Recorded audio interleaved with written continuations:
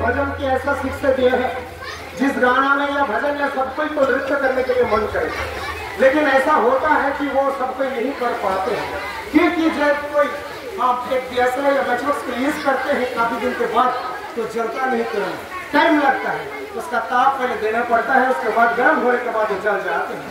इस प्रकार हमारे जीवन ऐसा है कि प्रभु जी का कल्चर में हम नहीं रहने के वजह से हमारे ऐसा हो गया कि वो हम पूरा भूल गया, क्योंकि कृष्ण बोली सही जीवन आदि वही रूप होते माया तारी गए संसार दुख ছিল আমরা ভগবানকে ভুলেছি।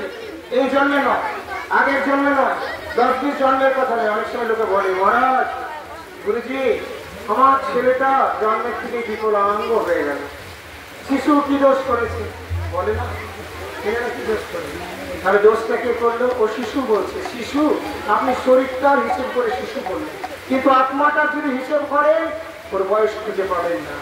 আত্মাটা নিত্য বস্তু, পরমাত্মা নিত্য, সে কর্মের ফল অনুসারে ওই দেহটা একেবারে প্রাপ্ত হয়েছে, তার আত্মা যায় না। মৃত্যু হয় আমরা বলি লোকটা মরে গেছে, কেমন দেহান্তরিত হয়। তাই দেহান্তরিত মহাপ্রভু শিক্ষা দিলেন। শ্রীবাসের পুত্র মরে গিয়েছিল, শ্রীবাসের ঘরের লোকেরা সব কান্নাকাটি করছে। শ্রীবাস বলেন তুমি কেন কাঁদছো? কেউ মরেনি।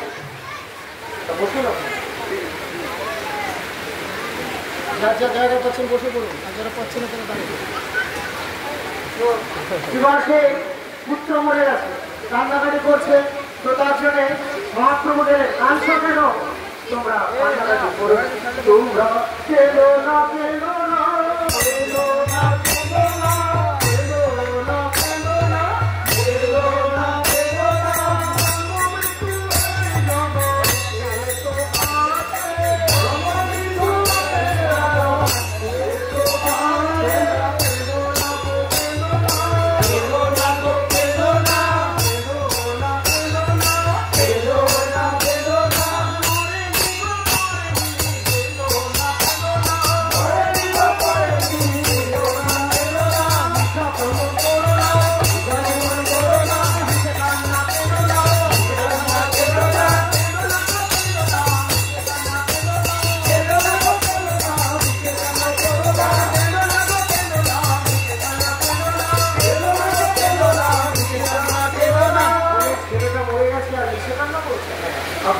কেন মহাপ্রভু কিভাবে বলতে গেলেন, বলছেন কি হলো তোমরা কাঁদছো কেন? না প্রভু ছেলে মরে গেছে। ছেলে মরে গেছে, ছেলের নাম ধরে যেই না ডাকলেন গায়ে হাত